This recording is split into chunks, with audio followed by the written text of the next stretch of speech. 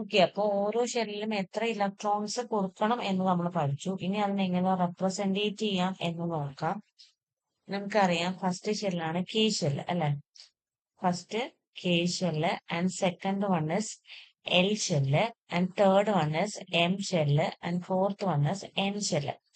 K ഷെല്ലിനകത്ത് വരുന്ന subshell എന്ന് പറയുന്ന എസും എൽ ഷെല്ലിനകത്ത് വരുന്ന സബ്ഷെൽസ് എന്ന് പറഞ്ഞാൽ S and P and M ഷെല്ലിനകത്ത് വരുന്നത് എസ് പി ആൻഡ് ഡി. ഇനി ഫോർത്ത് ഷെല്ല് അല്ലെങ്കിൽ എൻ ഷെല്ലിനകത്ത് വരുന്ന സബ്ഷെൽ ഏതൊക്കെ വരും? എസ് പി ഡി എഫ് അല്ലെ. അപ്പോ ഇത് ആദ്യത്തേതാണ്, എസ് സബ്ഷെല്ലും ആണ്. അങ്ങനെയാണെങ്കിൽ നമ്മൾ ഇതിന്റെ റെപ്രസെന്റേറ്റ് ചെയ്യുക 1s എന്നായിരിക്കും. ഓക്കെ, രണ്ടാമത്തെ സബ്ഷെല്ലില് രണ്ടാമത്തെ ഷെല്ലിനകത്ത് 2 സബ്ഷെൽസ് വരും. രണ്ടാമത്തെ ഷെല്ലിനകത്താണ്. അപ്പൊ അത് നമ്മൾ റെപ്രസെന്റേറ്റ് ചെയ്യുക 2s 2p. ഓക്കെ, അടുത്ത മൂന്നാമത്തെ ഷെല്ലിനകത്ത് 3 സബ്ഷെൽസ് വരും. അതിനെ നമ്മൾ റെപ്രസെന്റേറ്റ് ചെയ്യുക 3s 3p ആൻഡ് 3d. ഇനി നാലാമത്തെ ഷെല്ലിനകത്ത് 4 സബ്ഷെൽസ് വരും. അത് നമ്മൾ റെപ്രസെന്റേറ്റ് ചെയ്യുന്നത് 4s 4p 4d and 4f. ഇങ്ങനെയാണ് നമ്മൾ ഇതിന്റെ റെപ്രസെന്റേഷൻ കൊടുക്കുക.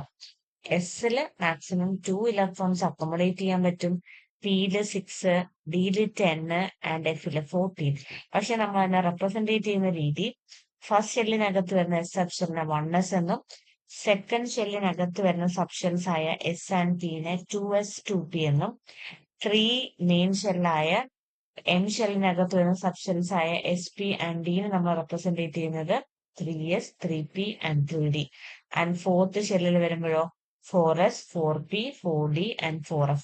ഇങ്ങനെയാണ് റെപ്രസെന്റേറ്റ് ചെയ്യേണ്ടത്. അപ്പൊ നമുക്ക് ഈ ഒരു ടേബിൾ ഫില്ല് ചെയ്യാം. 2s 3s 3p 3d 4s 4p and 4d. Okay, next one. അപ്പൊ നമ്മൾ മാക്സിമം കൊടുക്കാൻ പറ്റുന്ന ഇലക്ട്രോൺസ് കൊണ്ട് നമ്മളിപ്പം റെപ്രസെന്റേഷൻ പഠിച്ചു, മാക്സിമം അക്കോമഡേറ്റ് ചെയ്യാൻ പറ്റുന്ന ഇലക്ട്രോൺസ് പഠിച്ചു. അപ്പൊ നമുക്കത് കൊടുത്തു വരാൻ പറ്റും. കൊടുക്കുമ്പോൾ നമ്മൾ ടോട്ടൽ വരുന്ന ഇലക്ട്രോൺസ് എന്ന് പറയുന്നത് എസില് 1s നമ്മൾ പഠിച്ചു. എസില് മാക്സിമം വരുന്ന ഇലക്ട്രോൺസ് 2 അല്ലെ. പിന്നെ അടുത്ത സബ്ഷെൽസ് ഏതൊക്കെയാണ്? 2s and 2p. എസിലെ മാക്സിമം വരുന്ന ഇലക്ട്രോൺസ് 2 ആണ്, പിയിലെ മാക്സിമം വരുന്ന ഇലക്ട്രോൺസ് 6 ആണ്. ഓക്കെ അല്ലേ. And next one 3s 3p and 3d. എത്ര ഇലക്ട്രോൺസ് വരും?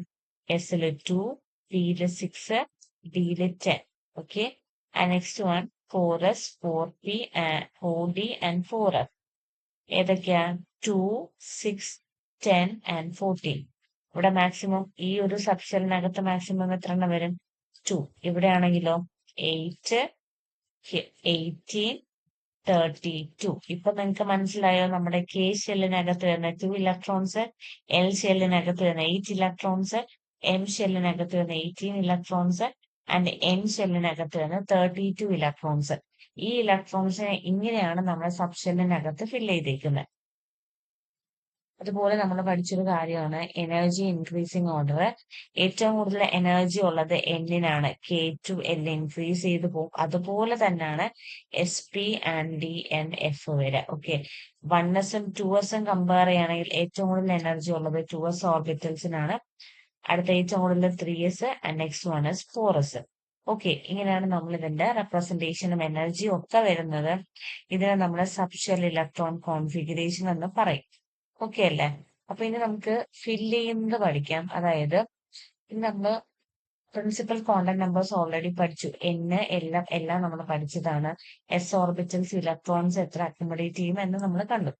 ഫോർ എക്സാമ്പിൾ 1s ഓർബിറ്റൽ എന്ന് പറയുന്നത് അതിന്റെ first number of principal quantum number equal to 1 ആണ്. എൽ എത്ര വരും? n-1 ആണ്. ദാറ്റ് ഈസ് ഈക്വൽ ടു 0 അല്ലേ. And next